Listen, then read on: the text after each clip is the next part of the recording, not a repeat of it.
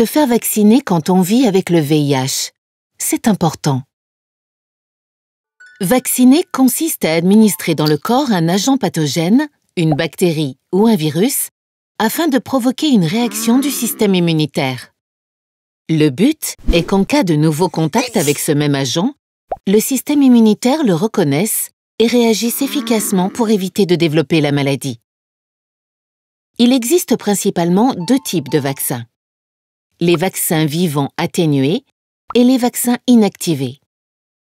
Les vaccins vivants atténués contiennent des agents pathogènes vivants qui ont été modifiés de façon à perdre leur pouvoir infectieux. Ces vaccins stimulent le système immunitaire de la même manière qu'une infection naturelle.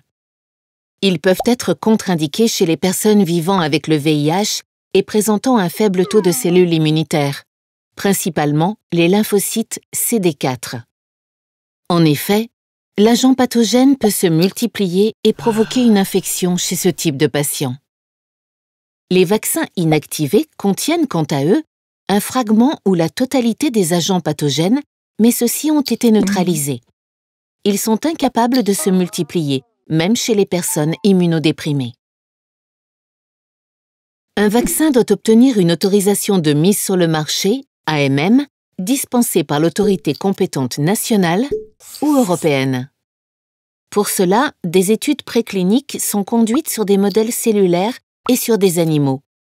Puis, des essais cliniques chez l'homme sont réalisés sur des échantillons de volontaires pour garantir la bonne tolérance du vaccin et évaluer sa sécurité et son efficacité.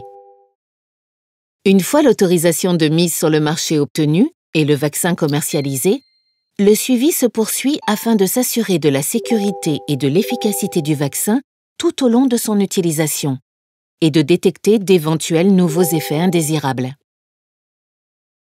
Les éventuels effets indésirables des vaccins sont donc très surveillés et la plupart des réactions vaccinales sont mineures et passagères. En vous vaccinant, vous vous protégez.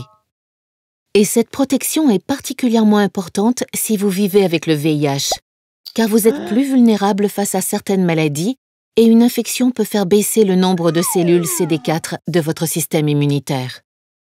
De plus, la vaccination est un acte de protection collective.